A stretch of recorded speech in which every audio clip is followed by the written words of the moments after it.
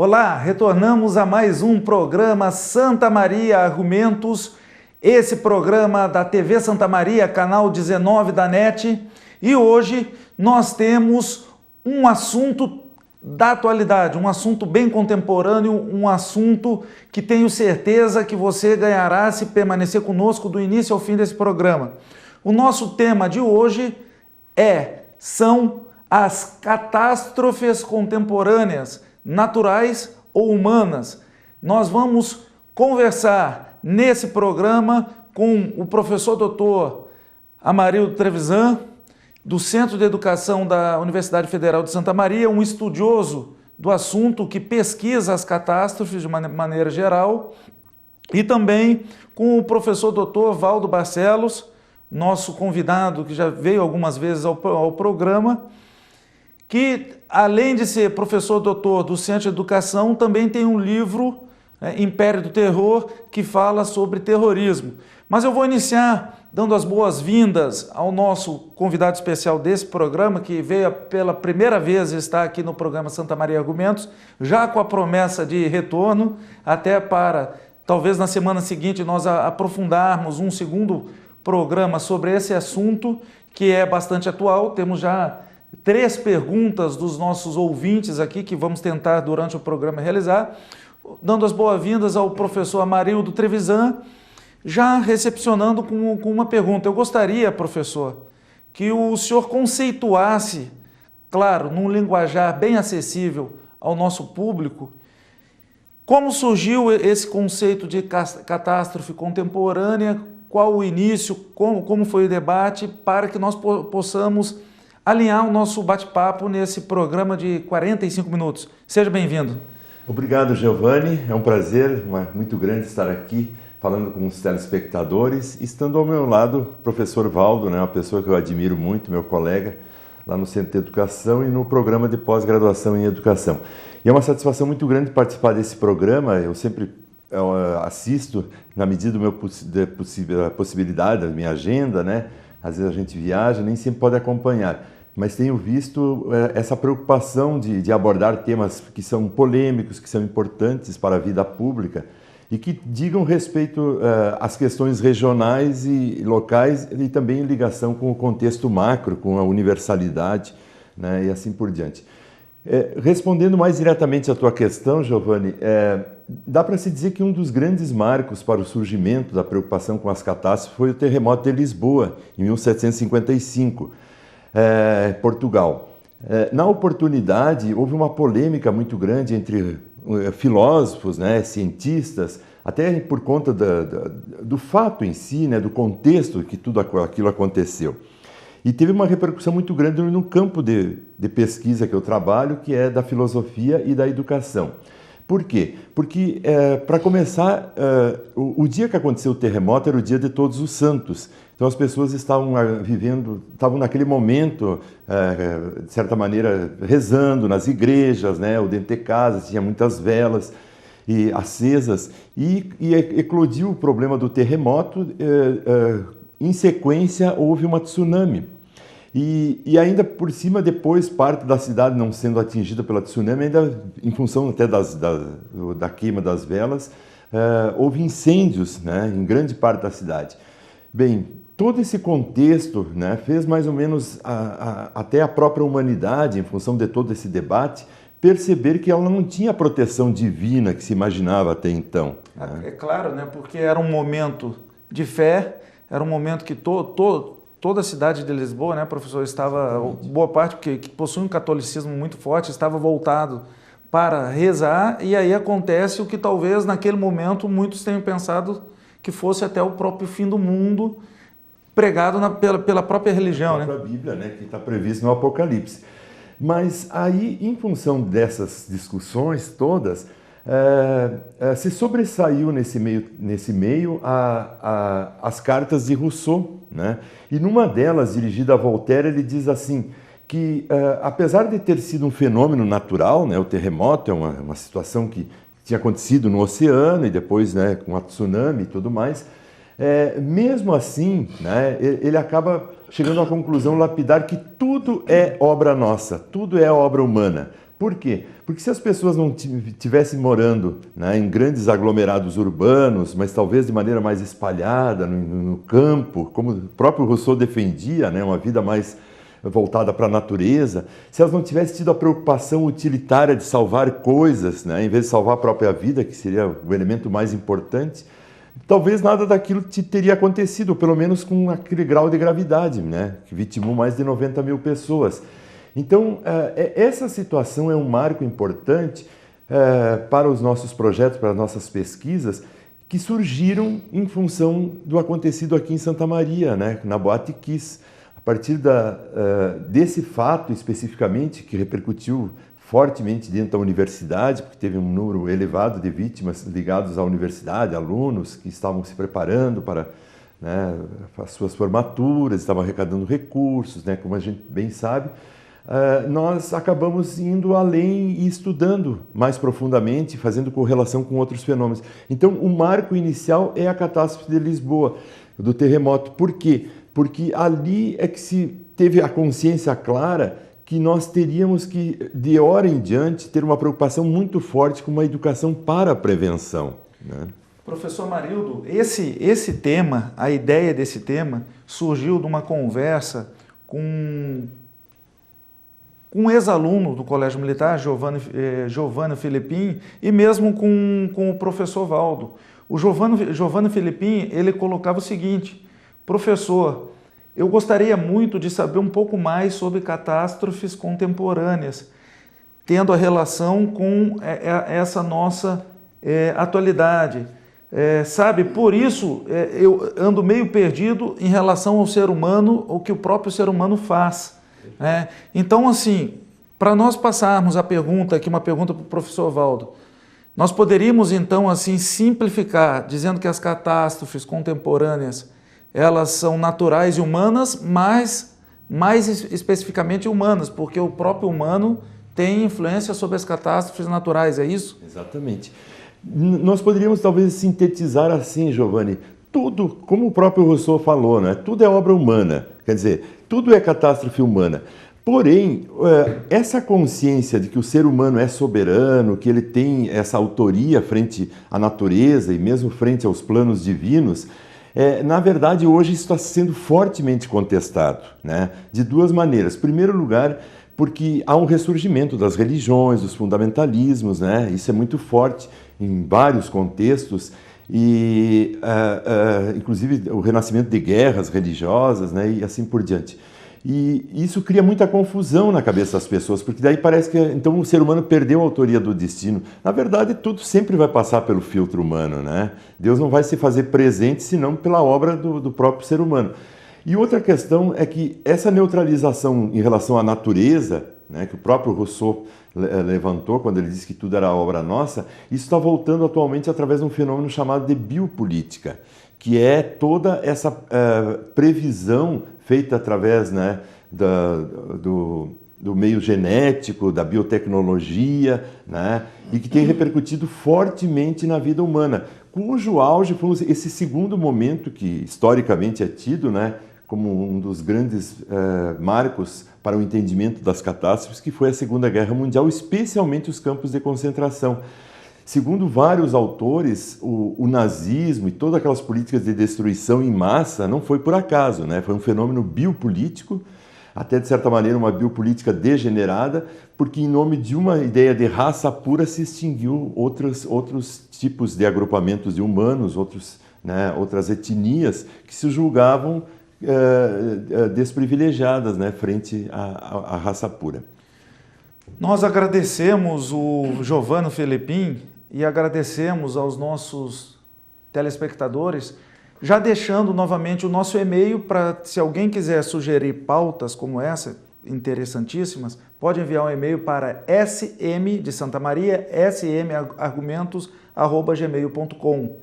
Então nós temos um outro telespectador e ele pergunta o seguinte, é Carlos Alberto Belinazzo, caro apresentador e debatedores dos programas, como vocês vislumbram o cenário das nossas Olimpíadas frente à ameaça de terrorismo que pode ser enquadrada como uma catástrofe contemporânea. E a questão dos ataques sangrentos do terrorismo, uma vez que todos sabemos que o alvo dos terroristas são preferencialmente grandes eventos. Eu vou deixar essa pergunta, essa pergunta aqui no ar, justamente passando para o professor Valdo, dando as boas-vindas, e antes de responder essa pergunta, que os dois vão comentar o seu entendimento, fale-nos um pouco sobre o livro Império do Terror, já lançado há algum tempo, mas que trata das catástrofes, no caso, praticamente da ação direta humana. Então, as questões ideológicas que levam um ser humano a atacar outros seres humanos. Seja bem-vindo, professor Valdo. Então, Giovanni, obrigado pelo convite. É um prazer fazer parte do programa. Talvez não seja um prazer ter que discutir por um assunto tão complicado e que, às vezes, via de regra, as catástrofes, elas são catástrofes que geram sofrimento nas pessoas e realmente em um grande número de pessoas. Cumprimentar também o colega Amarildo, que eu acho que foi assim uma excelente ideia, pensar essa pauta e pensar no professor Amarildo, que pelo menos salvo o melhor juízo aqui na universidade e na região, enfim, do Brasil, é um dos pesquisadores pioneiros nesse assunto, pesquisando esse assunto através do mundo acadêmico e também a partir assim da educação.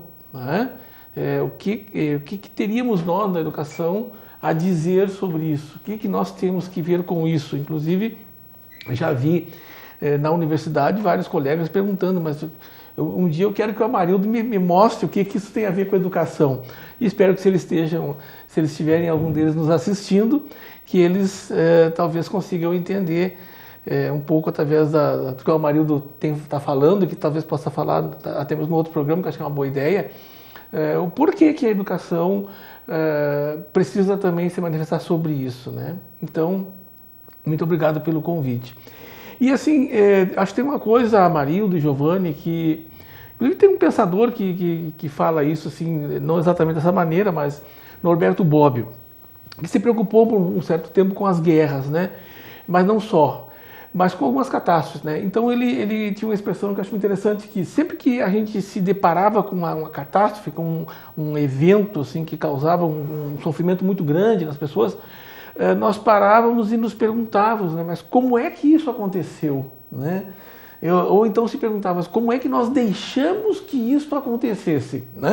Como é que nós deixamos? Porque eu acho que aí vai um pouco ao encontro do que o Amarildo está trazendo, de que essas catástrofes, em última instância, elas são definidas, elas são impulsionadas pela ação humana.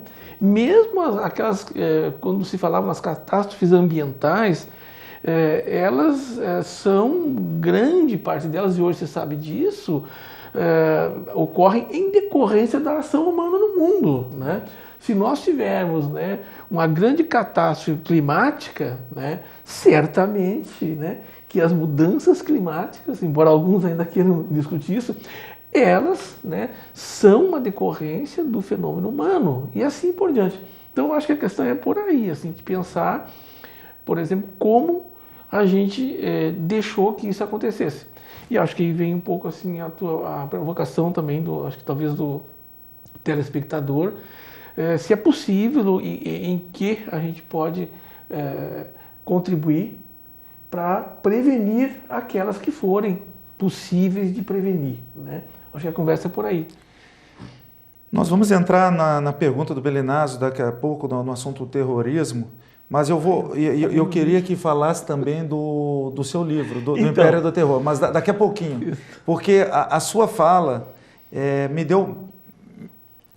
Passava um filme na minha cabeça das questões da própria educação. É claro que as catástrofes e etc. têm a ver com a educação, na minha visão leiga, não sou um pesquisador nisso profundamente, que nem o professor Amarildo, mas até a questão mesmo do meio ambiente, a questão de jogar lixo em locais inapropriados. Nós vemos, né, professor Marildo, a questão da própria Olimpíada que ele citou aqui na pergunta, o Carlos Alberto Belinazzo, a questão da Baía da Guanabara com aquela sujeira e com... Saiu nas notícias, uma pesquisadora encontrou uma bactéria super poderosa na própria água onde vai ter a competição de remo. Então, vamos falar um pouco antes do terrorismo sobre as catástrofes naturais. E aí eu pergunto para o senhor, como nós podemos realizar essa afirmação, ou que o senhor aprofundasse um pouquinho mais a sua fala, da responsabilidade do humano em catástrofes naturais, ou até onde existe realmente essa responsabilidade, como os pensadores raciocinam sobre isso? Perfeito. É uma pergunta muito importante, bem crucial, porque o professor Valdo acho que salientou muito bem, e eu lançaria a mão de um outro autor que é chamado de Herbert Wills, que ele escreveu vários livros de ficção científica, é um escritor britânico, e que enunciou uma frase muito célebre nesse contexto também. Ele disse que a história da humanidade é uma corrida entre educação e catástrofe, né? Então, por aí, a gente vê a importância, né, da educação para prevenir, para evitar que aconteça o pior.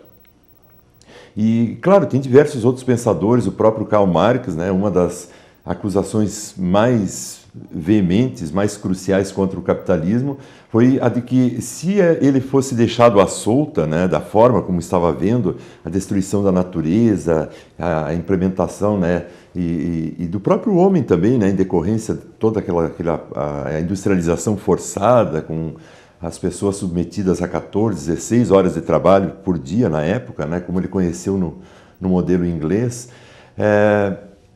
ali na frente nós não encontraríamos o paraíso, o que nós encontraríamos seria uma catástrofe, né? Então toda a preocupação de Marx em intervir pelo projeto de uma revolução era nesse sentido, para evitar que a humanidade chegasse àquele ponto, né? Então uma revolução seria uma mudança de curso muito forte. Agora, hoje em dia o que a gente observa é que o clima mudou bastante, né? Mas respondendo mais, talvez, né, diretamente à tua pergunta, aquilo, por exemplo, que existia antes, né, de chover dias seguidos, pouca chuva, né, devagar, hoje em dia as precipitações elas são mais fortes em menor tempo.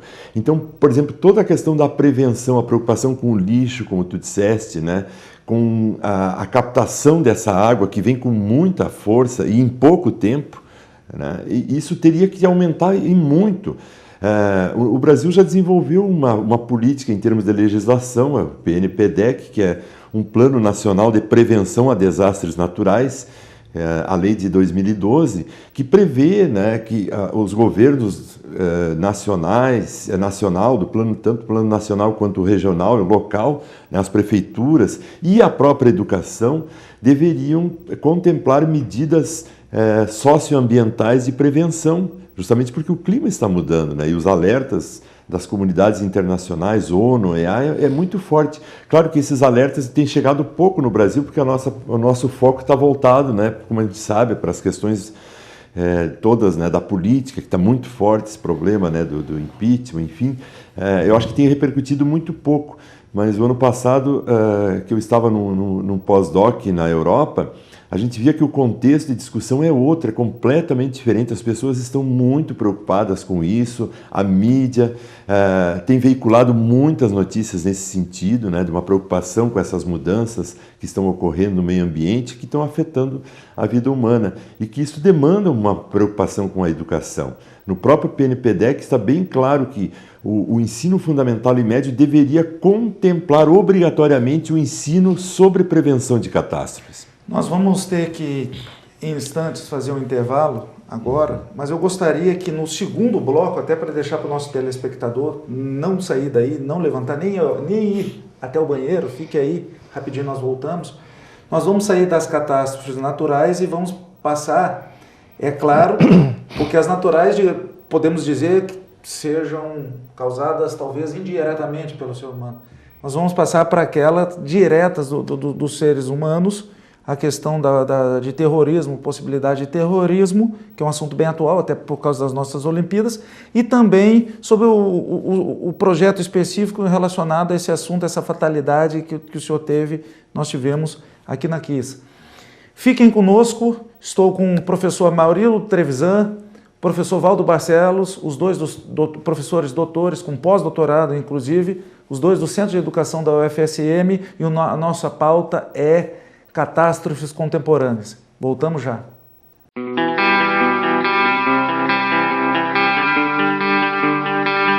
Informativo Casa do Poeta de Santa Maria.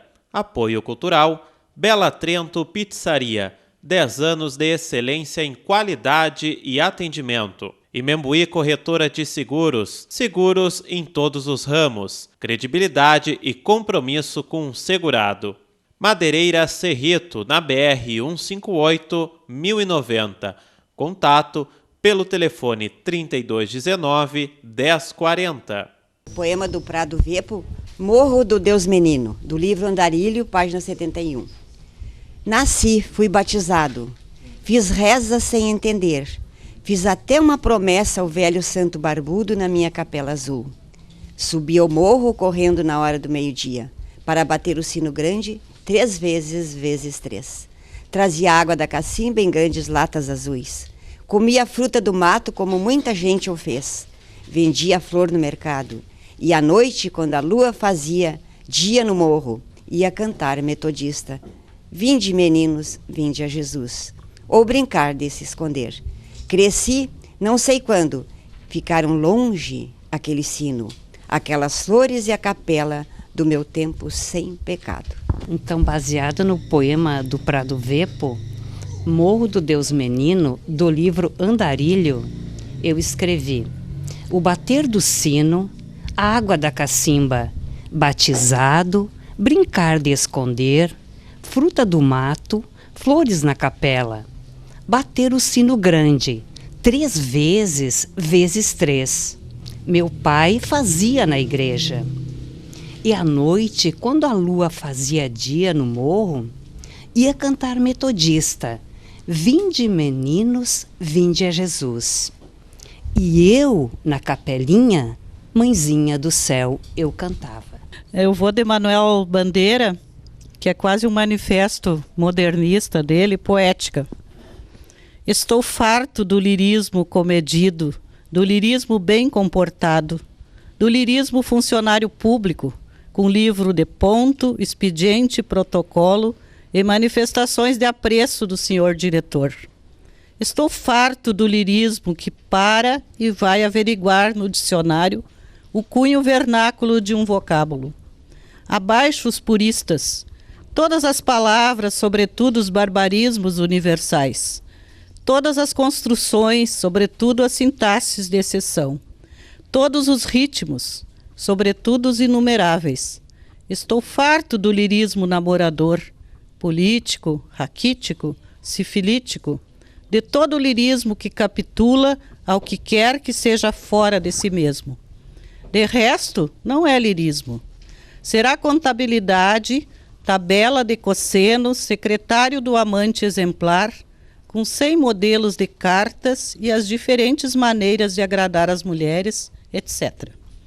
Quero antes o lirismo dos loucos, o lirismo dos bêbados, o lirismo difícil e pungente dos bêbados, o lirismo dos clau de Shakespeare.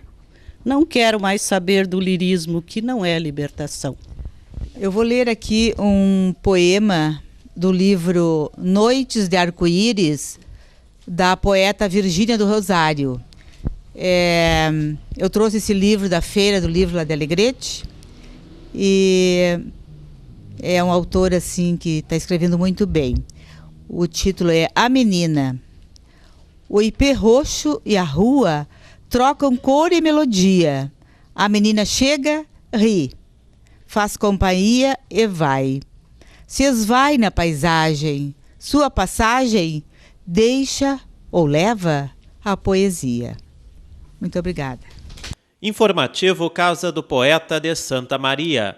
Apoio Cultural Bela Trento Pizzaria. 10 anos de excelência em qualidade e atendimento. E Membuí Corretora de Seguros, seguros em todos os ramos, credibilidade e compromisso com o segurado.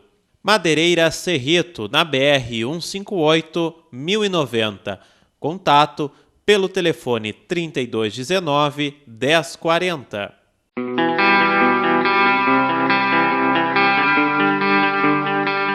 Retornamos ao programa Argumentos. Para você que chegou agora, a nossa pauta, o nosso tema é catástrofes contemporâneas. Estão comigo o professor, doutor, pós-doutor Amarildo Trevisan e também o professor com pós-doutorado Valdo Barcelos, os dois da Universidade Federal de Santa Maria. E eu gostaria de retornar àquela pergunta, Império do Terror, a questão da catástrofe mais direta realizada pelos seres humanos. Agora, recentemente nós vimos na mídia, professor Valdo, a questão de constantemente nós temos ataques terroristas, basicamente na Europa, Oriente Médio, nós temos ataques terroristas. Nós temos nos Estados Unidos a questão racial, conflitos raciais, policiais matando e torturando afrodescendentes e vice-versa ali numa reação há pouco. A própria multidão disparou tiros para policiais e 6 policiais foram assassinados. Essa questão das catástrofes causadas por ação do próprio ser humano. Qual é a ênfase do seu livro e o que o senhor poderia falar para nós a respeito desse assunto? Giovanni, esse livro, na verdade, ele foi publicado em 2004, né? Eu escrevi ele em 2003. E, na verdade, o livro, a ideia, o que me impulsionou, foram os atentados de 11 de setembro no World Trade Center, nos Estados Unidos, que foi, assim, talvez, no mundo moderno, né, o maior atentado, né, classificado como um atentado terrorista, né, praticado por pessoas, né, externos ao país, né. Então isso foi uma coisa assim, que chocou, e também sem se utilizar de armas, né, no sentido tradicional de que é uma arma, né.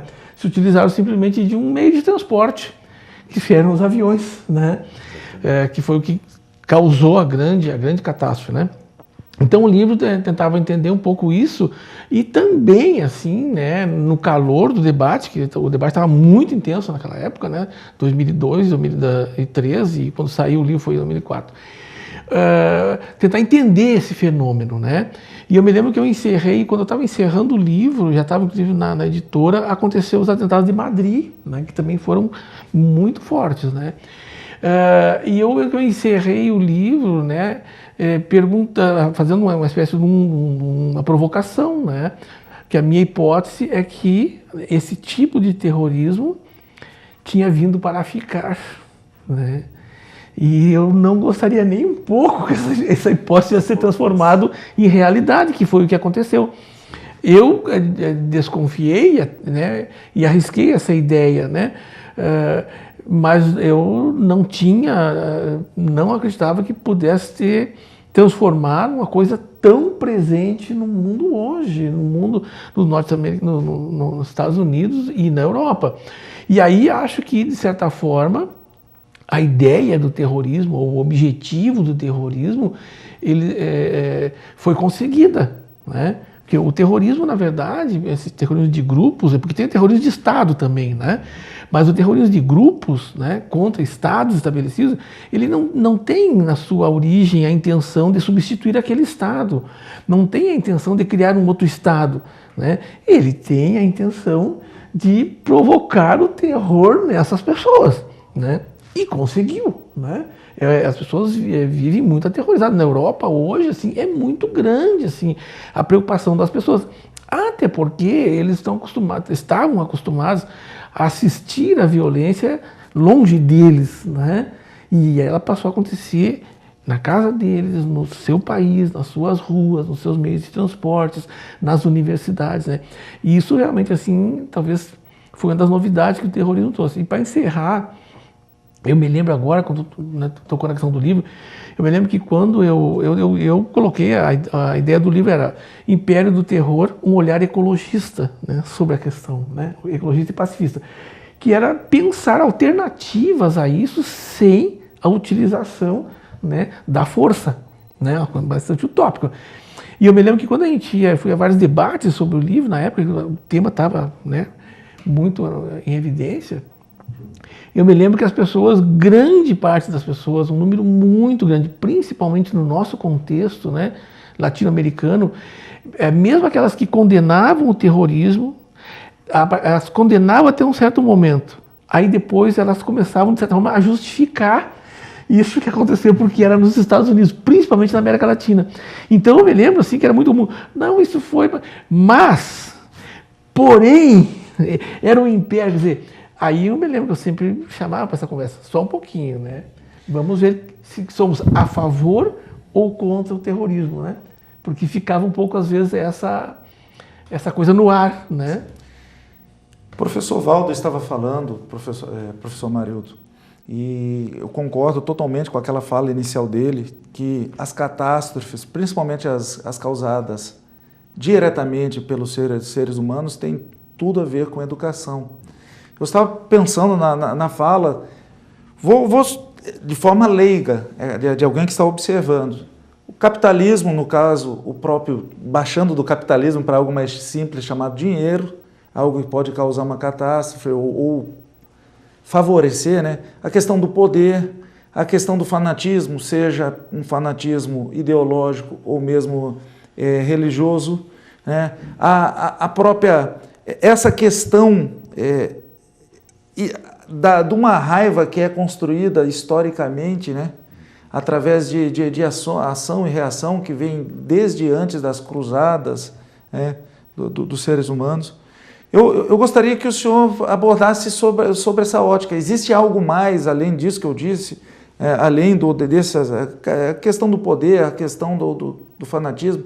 E aí entra a educação. A educação talvez seja uma forma de minimizar ou mesmo modificar condutas, porque, do ponto de vista de Paulo Freire, a educação é uma forma como uma geração dialoga com a outra, né? E aí se modifica através do tempo. É isso, professor? O que o senhor poderia nos dizer a respeito disso? Eu retomaria uma das questões que você aponta, ligadas ao poder, né? A questão do Estado, como um dos grandes problemas que hoje está desencadeando essas catástrofes, porque o modelo do Estado que nós vivemos até então é o do Estado-nação, né? Um Estado que homogeneizou, que passou por cima de diferenças e que universalizou uma determinada essência de homem, uma ideia de homem, independente da cor, né, da religião, do partido, da visão de mundo e assim por diante de cada grupo específico. E hoje, com essa crise do Estado-nação, até em nome da própria globalização, das tecnologias que nos colocam em contato a todo instante com qualquer parte do mundo e está quebrando barreiras, né? A ideia de Estado-nação entrando em decadência, o que ressurge, né? Ressurge novamente essas reivindicações dos regionalismos, dos localismos, das etnias, das diferenças, da pluralidade, né? E assim por diante. Isso com muita força. Por quê? Porque essas diferenças, né, essas etnias, elas não se reconhecem mais nessa ideia de universalização. E muitas vezes o que está por trás, né, da política repressiva que se adota ainda é um modelo antigo, né, aquele modelo de preservar uma certa homogeneidade. E a educação, como ela é filha dessa ideia de modernidade, né, que surgiu junto com os estados nacionais e assim por diante, ela cumpriu um papel homogeneizador, né? Eu me criei, por exemplo, tendo que fazer fila, cantar o hino nacional, né, e assim por diante, com várias práticas que eram práticas, né, de homogeneização. Todo mundo sentado, mais ou menos na mesma direção, não podia se movimentar, não podia tomar liberdade nem às vezes de levantar de pé.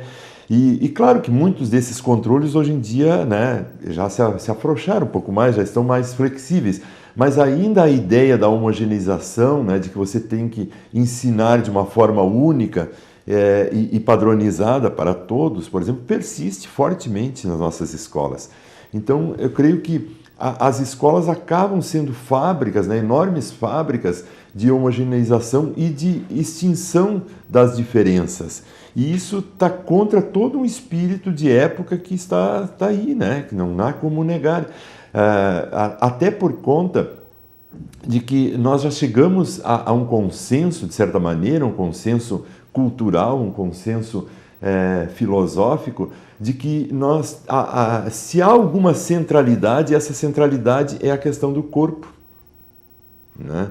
A gente até pode observar, hoje em dia, toda a programação televisiva das grandes redes de televisão não está nem aí preocupado se o indivíduo tem alma ou tem espírito, né? Não querem saber, eles querem direcionar para o corpo, e um corpo consumidor, né? Da cosmética, o corpo que consome imagens, né? Um corpo que consome produtos de beleza e assim por diante. É todo voltado, né, para atividade física, né? Por nada que tem uma novela, Malhação, que está persistindo tanto tempo, né? E uma escola dentro de uma academia. Então, essa centralidade do corpo faz com que as pessoas cada vez mais não se reconheçam mais enquanto uma essência universal, mas eles se reconhecem enquanto são, né, afrodescendentes, são indígenas, né, italianos, alemães, enfim, né, cada um vai se reconhecendo dentro daquela regionalidade, daquilo que os aproxima.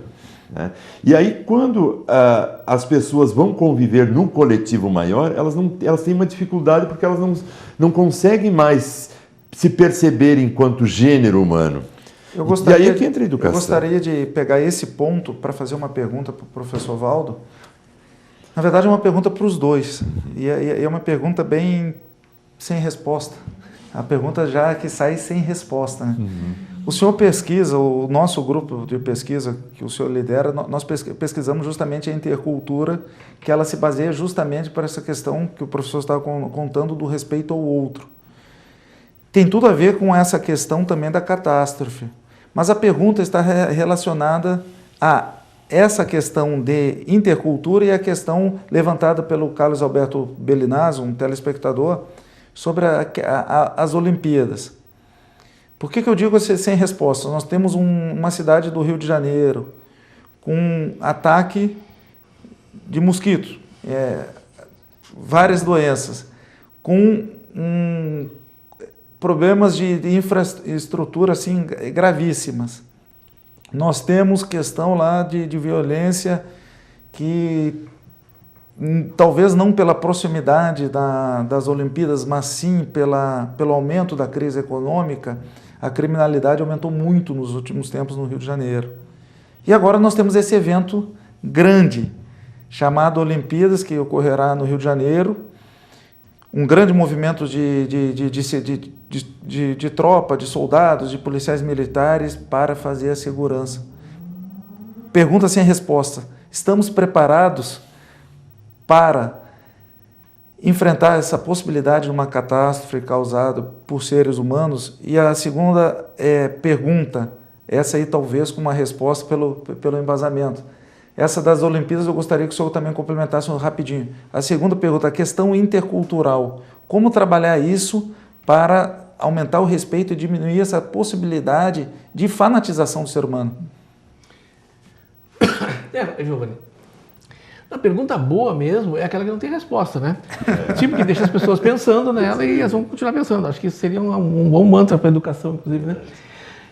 E por isso que talvez que as perguntas boas mesmo, ou sem respostas, ou de respostas difíceis de dar, só sejam feitas pelas crianças até os 6 anos de idade, que elas ainda não foram para a escola. Né? Depois que elas vão para a escola, assim, cada vez mais cedo agora, mais 5, 6 anos, elas vão sendo treinadas, né, a fazer perguntas que tenham, né, um objetivo, a resposta tem um objetivo. Né? Mas é só fazer um comentário sobre isso. Não, a questão assim das Olimpíadas, né, e fazendo um gancho ao evento Olimpíada, né, mesmo que trate de jogos, né, ela é um fenômeno de uma matriz intercultural muito forte. Né? Elas são as Olimpíadas do planeta. Né? Eu não sei agora, mas são mais de 170 ou 180 países, não sei quantos países, que participam das Olimpíadas, né, com uma flutuação um pouco maior, um pouco menor. Então, é um evento por si intercultural. Né? Os esportes também são manifestações interculturais. Eu não sei se foi ontem que jogou França e Alemanha, acho que foi ontem, né? eu peguei nos últimos 20 minutos do jogo e eu me dei o trabalho de contar. Me parece que no time da França tinha 4 jogadores brancos, pelo menos pelo fenótipo, assim, pela cor, tinha 4 brancos. O resto eram todos negros, né? Na seleção francesa. E aí como é que fica essa história na França, né? A França é um país da Europa, um dos países assim, onde é muito forte a questão do preconceito étnico, racial, muito forte, né? Muito presente, e inclusive contra, não só contra afrodescendentes, mas latino-americanos, por exemplo, assim, brancos como os franceses, né? Se você não falar francês, eles te olham assim de um jeito muito estranho. E aí na seleção francesa, né, uma seleção poderosa, ganhou da Alemanha, mas por 2-0, né, a maior parte dos jogadores são de origem africana. Então como é que se dá esse processo intercultural? Eu acho que isso é um negócio interessante de pensar. Aí no esporte. E claro, aí essa ideia do terrorismo, por exemplo, ela passa por isso. E talvez esse fato, e o Amarildo também colocou a questão das comunicações. Existe um pensador que faz uma pergunta assim, ó, né? Saberemos viver juntos? Né? Porque vai longe a época em que a gente poderia escolher com quem queria conviver. Hoje isso quase que não nos pertence mais, né? Eu acho que isso é uma coisa boa, né? Podermos conviver com pessoas de todos os continentes do planeta, do mundo ocidental, do mundo oriental. Mas tem gente que acha que não, né? Então, saberemos viver juntos por quê? Porque estamos condenados a viver juntos, queiramos ou não, né? Então, ele coloca, precisamos fazer desse viver, né, encontros e não confrontos. Este é o grande desafio intercultural, né? De não simplesmente colocarmos as pessoas que sempre estivemos no mesmo planeta, isso aqui é uma estrelinha pequenininha, de quinta grandeza, né? Isso aqui daqui a 50 mil anos vai desaparecer. E tem gente que ainda acha que é importante. Exatamente. Quando o programa é muito bom, ele passa tão rápido, né? Nós temos ali, foi ensinado para mim pelo meu colega Ademir, meu amigo, que o nosso tempo, por incrível que pareça, já está terminando. Então eu vou fazer para o senhor 2 perguntas em uma. Já para economizar o tempo e já pedir, após esclarecer essas perguntas, que o senhor realize a sua despedida, né? Professor Amarildo, primeiro, completar aí a primeira parte da pergunta, completar um pouco sobre esse caso das Olimpíadas, que é um assunto bem atual. E segundo, que o senhor fale um pouco mais sobre o seu projeto na Universidade Federal relacionado ao nosso local da cultura, com essa fatalidade que aconteceu na KIS. Eu, particularmente, perdi um ex-aluno e muito amigo que estava naquele momento lá. Então, todos nós aqui da região temos esse contato, então a tragédia aconteceu aqui, faz parte da nossa carne, do nosso sangue. Fale um pouco mais sobre o seu projeto. Perfeito. Bem, eu acho que, retomando a questão a primeira pergunta, né, que o Valdo estava comentando, eu só reforçaria no sentido de que essa convivência, ela acaba sendo em nome dessa busca de encontro e em nome também, acrescentando, né, do direito à diferença, né, que hoje em dia cada vez mais está sendo contestado pelos fascismos que estão surgindo, né, por toda essa onda neoconservadora que está assolando não só o Brasil, a gente vê, né, nos Estados Unidos, na eleição, como isso está muito forte. Outro dia eu vi a entrevista de pessoas numa reportagem sobre a Califórnia, e as pessoas dizendo assim que elas tinham vergonha de ter um candidato como Trump, né, em função do conservadorismo, de tudo que ele prega, querendo erguer muros, né, e querendo colocar para fora os estrangeiros do país e assim por diante, uma agenda ultraconservadora. Bem, enfim, eu acho que esse direito à diferença é fundamental para a consolidação da própria democracia, né? E o aprofundamento da convivência. Rapidinho sobre o projeto, já fica aqui o pré-convite, então, para retornar no próximo programa, perfeito, já com uma colaboradora, uma pesquisadora do senhor, para a gente aprofundar. Tá ótimo. Mas, rapidinho, o que é o projeto? Qual é o seu projeto? Então, o nosso projeto surgiu em função desses acontecimentos ligados, né, à Boate Kiss. A gente tinha uma preocupação de ampliar um pouco mais a discussão, que era importante no momento, a questão jurídica e política, né, mas a gente achava que ainda havia um certo estreitamento de campo e que tem outras questões que estão implicadas, as questões psicológicas, as questões sociais, as questões culturais e assim por diante. Por isso que nós abrimos, então, para discutir desde o terremoto de Lisboa e assim por diante e várias outras ocorrências.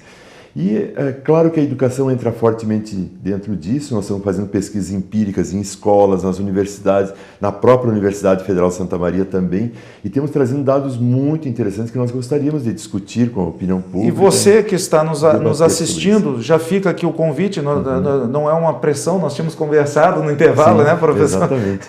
Já no próximo programa nós vamos falar sobre isso, sobre o projeto específico. Nós, infelizmente, nosso tempo, temos mais 30 segundos para cada debatedor. Professor Valdo, suas palavras finais. Muito obrigado por ter vindo no nosso programa. Agradeço o convite, a possibilidade de, mais uma vez, né, estar aqui junto com o Amarildo. E só para tu perguntou sobre o terrorismo nas Olimpíadas, né? Eu acho que nós precisamos rezar para que não tentem, porque se forem tentar vai ser um passeio. Eu penso tristemente.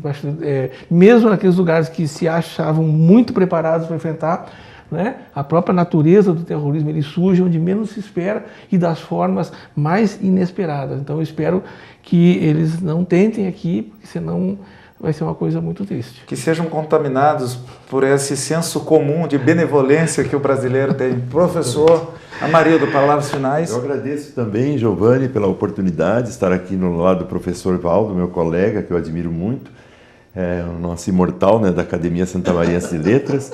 E fui presenteado com o livro Império do Terror, na oportunidade quando ele lançou, e foi um dos pontos que serviu de apoio para o nosso projeto. A gente tem lido e discutido, né, as posições do professor Valdo, não só em relação a esse livro, mas outros trabalhos, e eu creio que tudo passa pela questão, né, da prevenção. É óbvio que prever tudo e controlar tudo é impossível, mas eu acho que quanto mais a gente usar a inteligência, a capacidade humana, né? Se nós voltar para o tempo antigo, quando Prometeu roubou fogo aos deuses, né, e pôde segurar a vida humana na Terra que estava sendo ameaçada, o próprio nome Prometeu já diz tudo, né? O que viu antes, na tradução. Então fica como um recado e agradeço pela oportunidade e espero voltar novamente. Nós que agradecemos a presença do professor pós-doutor Amarildo Trevisan e do professor Valdo Barcelos, também pós-doutor, os dois do Centro de Educação da FSM. Mas agradecemos principalmente a presença de você, telespectador, que nos acompanhou do início ao fim desse programa. Desculpe as perguntas que não foram lançadas, mas a TV tem isso, o tempo é curto, mas é muito bem aproveitado. Esse programa foi fantástico. Até semana que vem, se Deus quiser.